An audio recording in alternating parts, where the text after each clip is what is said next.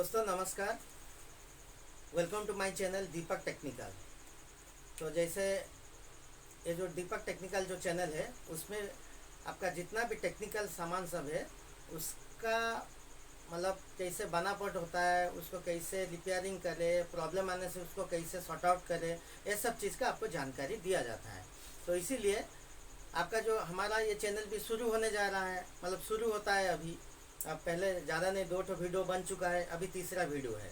तो आज का जो वीडियो है वो आपका बोर्ड का ऊपर, जो बोर्ड इलेक्ट्रिकल जो बोर्ड होता है उसका ऊपर आपको जानकारी दिया जाएगा। क्योंकि जो भाई लोगों ने इलेक्ट्रिक काम सीखने के लिए चाहते हैं तो उनको क्या होता है, इलेक्ट्रिकल या इलेक्ट्रॉनिक्स तो बोर्ड जो होता है एक तो कंपलसरी चीज़ होता है, मतलब उसको जानना जरूरी है। और वो होता है प्रारंभ, मतलब स्टार्टिंग में आपको वो चीज़ जानना चाहिए।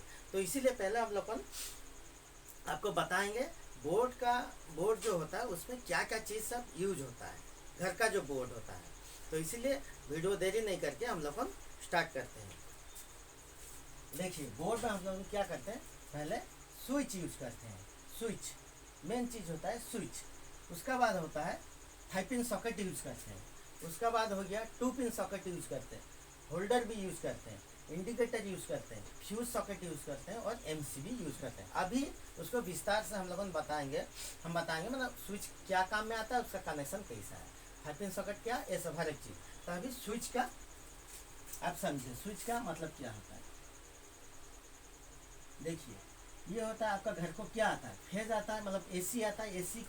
एसी का एक सिरा होता है आपका फेज, एक सिरा होता है न्यूट्रल। मतलब जो टेस्टर में आप देखेंगे ऐसे मारेंगे जो जलता होगा उसको फेज बोलते हैं। तो स्विच जो होता है वो हरदम किससे लगेगा, फेज में लगेगा। देखिए ये हो गया आपका स्विच। स्विच में एक तो फेज इन होगा और फेज आउट होगा। यहाँ इन हुआ फेज, ये आउट हुआ फेज। तो इसका मतलब है स्विच में खाली फेज ही लगता है, उसमें न्यूट्रल नहीं लगता है। देखिए ये आ गया, फेज लगा, फेज आउट हुआ। बस इतना आपको समझना है। स्विच का मतलब वही होता है। उसका बाद हो गया 5 पिन सॉकेट। 5 पिन सॉकेट जो होता है, स्विच से जो आया आपका फेज आउट हुआ वो क्या होता है, कहाँ जाता है आपका जो 5 पिन सॉकेट होता है। 5 पिन सॉकेट माने एक तो सॉकेट का ऊपर 5 तो होल रहता है। ये आपका जो फेज से जो आउट हुआ वो आपका कहाँ जाएगा, आपका राइट साइड, सॉकेट का जो राइट साइड है वहाँ पर चल जाएगा। और ये जो न्यूट्रल है आके आपका सॉकेट का लेफ्ट साइड लगेगा। तो ये हो गया 5 पिन सॉकेट का कनेक्शन। देखिए फेज में क्या लगता है, मतलब स्विच में क्या लगता है, खाली फेज इन होता है और फेज आउट होता है। जो फेज आउट होता है तो हम लोगों का हिसाब से होता है। हम लोग जब चाहेंगे उसको स्विच ऑफ करने से यहाँ पर आउट नहीं होगा, जब स्विच ऑन करेंगे तब आउट होगा। आउट होकर कहाँ जाएगा, प्लग तक जाएगा, मतलब 5 पिन सॉकेट तक जाएगा।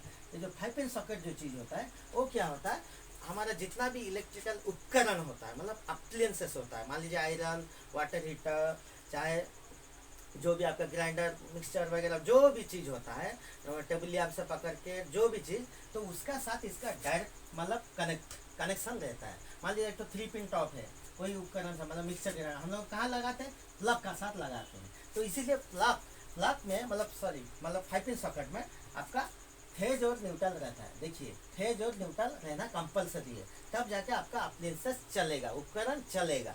लेकिन स्विच में खाली फेज रहता है। अभी हो गया 2 पिन सॉकेट। 2 पिन सॉकेट वैसे है आपका, जैसे ये 5 पिन सॉकेट है आपका 2 पिन सॉकेट भी वैसे है। देखिए 2 पिन सॉकेट इसमें ऐसा है। अब 2 ये है क्या, टर्मिनल। अब उसमें एक फेज होता है और एक न्यूट्रल है, वो भी वही स्विच के ये सॉकेट का जैसे कनेक्शन हुआ है उसका वैसे कनेक्शन होगा। वो भी स्विच से आएगा, मान लीजिए यहाँ पर भी वही स्विच से आएगा। यह एक फेज इन हुआ और ये फेज आउट हो गया, यहाँ लगा और ये एक आपका न्यूट्रल हो गया। बस उसी प्रकार आपका सॉकेट का भी होगा। तो ये जो चीज़ है आपका, और ये 5 पिन सॉकेट का जो ये जो ऊपर वाला जो होल होता है वो 2 पिन के लिए, 2 पिन का तो साइज होता है, जो साइज के लिए मैचिंग करके आप ये जो होल बना गया है। और ये जो है, ये जो 3 ठो जो है, ये तो है अर्थिंग, और ये जो 2 ठो है वो 3 पिन टॉप के लिए है।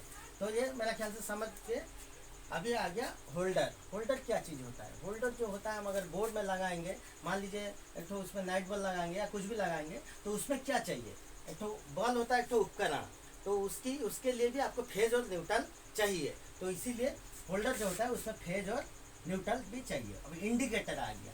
इंडिकेटर जो होता है वो क्या होता है, वो बोर्ड में कुछ काम नहीं करता है, वो सिर्फ हम लोग उनको दिखाने के लिए जे बोर्ड के अंदर करंट है या नहीं।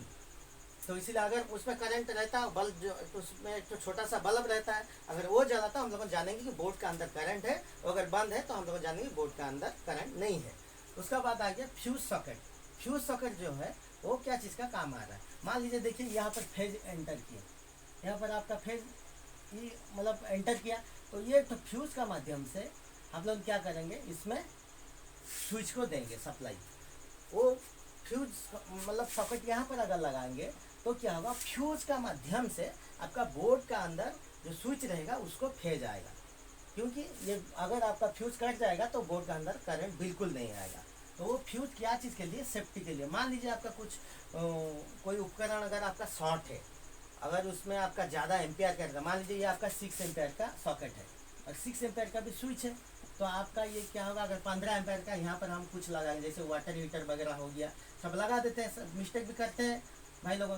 तो यहाँ पर अगर लगा देंगे तो उसमें क्या होगा, अगर फ्यूज हम अगर इधर 8 एम्पियर का अगर बांध मतलब लगा देंगे यहाँ पे, तो क्या होगा, फ्यूज मेल्ट हो जाएगा। उसका मतलब ये है कि तो आपका यहाँ पे मतलब ज़्यादा करंट आप देने से फ्यूज मेल्ट हो गया। वो क्या चीज़ के लिए, सेफ्टी के लिए। अगर वो फ्यूज आप नहीं दे के अगर लगाएंगे तो इसमें क्या होगा, 5 पिन सॉकेट भी जलेगा और स्विच भी जलेगा, क्योंकि आपका इधर 6 एम्पियर का करंट फ्लो होने का मतलब जितना कैपेसिटी है उतना है, उससे अगर ज़्यादा होगा तो ये जल जाएगा। तो इसीलिए आपका ये फ्यूज जो है वो बचाएगा, मतलब सेफ्टी रखेगा ना। उपकरण अगर वो हेवी माने एम्पेयर का उपकरण भी रहेगा, वो भी मतलब क्या बोलेंगे, माने हेवी एम्पेयर का रहेगा, वो भी जलेगा। प्लस अगर उपकरण जो है अगर शॉर्टिंग रहेगा, मतलब शॉर्ट रहेगा, मान लीजिए ग्राइंडर एक शॉर्ट है और आयरन एक शॉर्ट है, उसी का अगर आप यहाँ पे लगाएंगे तो ये भी ये आपका फ्यूज मेल्ट हो जाएगा। तो नहीं भी तो अगर फ्यूज अगर नहीं लगाएंगे तो ये क्या होता, ये आपका जल जाता है, बोर्ड में अगर आग लग जाता तो ऐसा प्रॉब्लम होता। तो ये सब जो चीज़ है, जो एक्सीडेंट जिसको बोलते हैं,